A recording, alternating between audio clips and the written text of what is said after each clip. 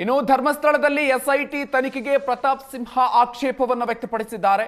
Dharmasthala ಕ್ಷೇತ್ರವನ್ನ target ಮಾಡಲಾಗಿದೆ ಅಂತ ಕಿಡಿಕಾರಿದ್ದಾರೆ. ಆರೋಪಿ ನಿರ್ಧಾರ ಮಾಡಿ ಅದಕ್ಕೆ ಸಾಕ್ಷ್ಯವನ್ನು ಹುಡುಕ್ತಾ ಇದ್ದಾರೆ. ಮುಸ್ಲಿಂ ಧರ್ಮದ ವ್ಯಕ್ತಿಯು ಅಪನಂಬಿಕೆಯನ್ನು ಮೂಡಿಸ್ತಾ ಇದ್ದಾನೆ. ಯಾಕೆ ಇನ್ನು ಹಿಂದೂ ಸಮಾಜಕ್ಕೆ ಇದು ಅರ್ಥ ಆಗ್ತಾ ಇಲ್ಲ? ಸೌಜನ್ಯ ಕೊಲೆ ಬಗ್ಗೆ ನಮಗೆ ನೋವಿದೆ ಅಂತ ಮಾಜಿ ಸಂಸದ ಈ ಸಂದರ್ಭದಲ್ಲಿ ಹೇಳಿಕೆ ಕೊಟ್ಟಿದ್ದಾರೆ.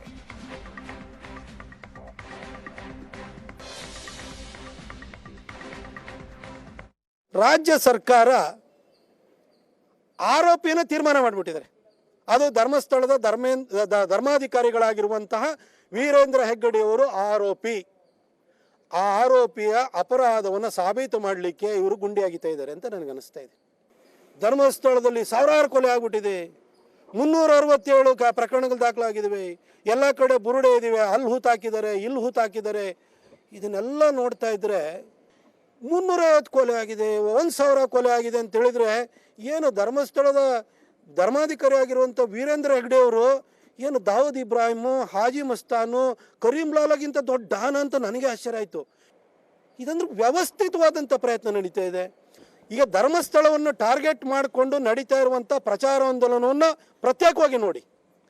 ಅಲ್ಲಿ ನಮ್ಮ ನಂಬಿಕೆಗೆ ಹೊಡೆಯುವಂತಹ ಧರ್ಮಸ್ಥಳ ಶ್ರೀ ಕ್ಷೇತ್ರದ ಬಗ್ಗೆ ಅಪನಂಬಿಕೆ ಬರೆಸುವಂತಹ ಅಲ್ಲೋಗಿ ಗುದ್ಲಿ ಹಾಕ್ತೀವಿ, ಹಾರೆ ಹಾಕ್ತೀವಿ, ಒಡೆದು ಹಾಕ್ತೀವಿ ಅಂತ ಹೇಳ್ತಿದಾರಲ್ಲ, ಯಾರು ಮಾಡ್ತಾ ಇರೋರು? ಸೌಜನ್ಯ ಪ್ರಕರಣವನ್ನು ಈ ಪ್ರಕರಣವನ್ನು ಮಿಕ್ಸ್ ಮಾಡೋಕ್ಕೆ ಹೋಗಬೇಡಿ. ಹಿಂದೂ ಸಮಾಜಕ್ಕೆ ಏನಾಗಿದೆ ನಿಮಗೆ?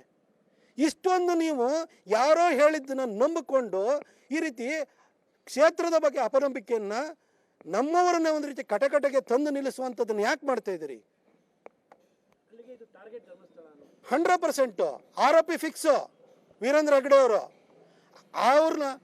ಅದನ್ನು ಸಾಬೀತು ಮಾಡೋಕ್ಕೆ ಸಾಕ್ಷ್ಯ ಹುಡುಕ್ತಾ ಇದ್ದಾರೆ ಈ ಸರ್ಕಾರ. ಅಲ್ಲಿ ಕೋಳಿ ತಿನ್ಕೊಂಡು ಮೀನು ತಿನ್ಕೊಂಡು ಧರ್ಮಸ್ಥಳಕ್ಕೆ ಹೋದಂಥವ್ರದ್ದು ಉದ್ದೇಶ ಶುದ್ಧಿ ಇರೋಕ್ಕೆ ಸಾಧ್ಯನಾ? ಇವ್ರು ಮಾಡ್ತಾ ಇರುವಂಥದ್ದು ಇದು. ನೀವು ಪ್ರತಿನಿತ್ಯನೂ ಕೂಡ ಕ್ಷೇತ್ರದ ಬಗ್ಗೆ ಅಪನಂಬಿಕೆ ಬರುವಂತಹ ಎಲ್ಲ ಕೆಲಸವನ್ನು ಕಸರತ್ತನ್ನು ನೀವು ಮಾಡ್ತಾ ಇದ್ದೀರಿ. ಅನಾಮಿಕ ಅಂತ ಹೇಳ್ತಾ ಇರುವಂಥ ಚೆನ್ನಯ್ಯ ಏನಿದ್ದಾನೆ, ಚೆನ್ನಯ್ಯ ಯಾರು, ಅವನ ಹಿನ್ನೆಲೆ ಏನು, ಈ ಆರೋಪ ಮಾಡ್ತಾ ಇದ್ದಾರಲ್ಲ ಅವರಲ್ಲಿ ನಮ್ಮ ಹತ್ರ ಸಾಕ್ಷ್ಯ ಇದೆ. 367 ಪ್ರಕರಣಗಳ ಬಗ್ಗೆ ದಾಖಲೆ ಇದೆ ಅಂತ ಹೇಳಿದಿರಲ್ಲ ಸರ್, ಅವ್ರ ಹತ್ರ ದಾಖಲೆ ಕೂಡ ಕೇಳಿ ಸರ್, ಅವ್ರನ್ನೂ ಒಂದು ಎನ್ಕ್ವೈರಿ ಮಾಡಿ ಸರ್. ಟೆಸ್ಟ್ ಮ್ಯಾಚು 5 ದಿನಕ್ಕೆ ಮುಗಿದೋಗುತ್ತಾರೆ.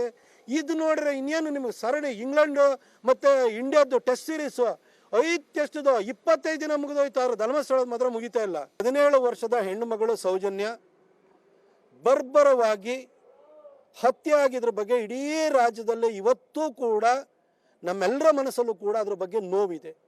ಸೌಜನ್ಯ ವಿಚಾರದಲ್ಲಿ ಪೊಲೀಸ್ ಎನ್ಕ್ವೈರಿ ಆಗಿದೆ, ಆನಂತರ CID ಎನ್ಕ್ವೈರಿ ಆಗಿದೆ, ತದನಂತರ CBI ಎನ್ಕ್ವೈರಿ ಆಗಿ ಕ್ಲೋಸರ್ ರಿಪೋರ್ಟ್ ಬಂದಿದೆ. ಈ 3 ಏಜೆನ್ಸಿ ಅಲ್ಲದೆ ಇನ್ಯಾವುದಾರ ಏಜೆನ್ಸಿಯಿಂದ ತನಿಖೆ ಆಗಬೇಕು ಅಂತಂದರೆ ಸೌಜನ್ಯ ತಾಯಿಯವರಲ್ಲಿ ನಾನು ಕೇಳ್ತೀನಿ, ಅಮ್ಮ ದಯವಿಟ್ಟು ಹೇಳಿ, ನಾವೇ ಸ್ವತಃ ಆಗಿ ಹೈಕೋರ್ಟಿಗೆ ಹೋಗಿ ರಿಟ್ ಹಾಕಿ ಕೇಸನ್ನ ಇನ್ನೊಂದು ಏಜೆನ್ಸಿಗೆ, ನೀವು ಹೇಳಿದಂಥ ಏಜೆನ್ಸಿಗೆ ಕೊಡಬೇಕು ಅಂತ ಹೇಳಿ ಕೋರ್ಟ್ ಮುಂದೆ ಪ್ರಾರ್ಥನೆಯನ್ನು ಮಾಡೋಣ. ಧರ್ಮಸ್ಥಳದಲ್ಲಿ ಸಾವಿರಾರು ಕೊಲೆ ಆಗ್ಬಿಟ್ಟಿದೆ. 367 ಪ್ರಕರಣಗಳು ದಾಖಲಾಗಿದ್ದಾವೆ. ಎಲ್ಲ ಕಡೆ ಬುರುಡೆ ಇದಿವೆ. ಅಲ್ಲಿ ಹೂತಾಕಿದ್ದಾರೆ, ಇಲ್ಲಿ ಹೂತಾಕಿದ್ದಾರೆ. ಇದನ್ನೆಲ್ಲ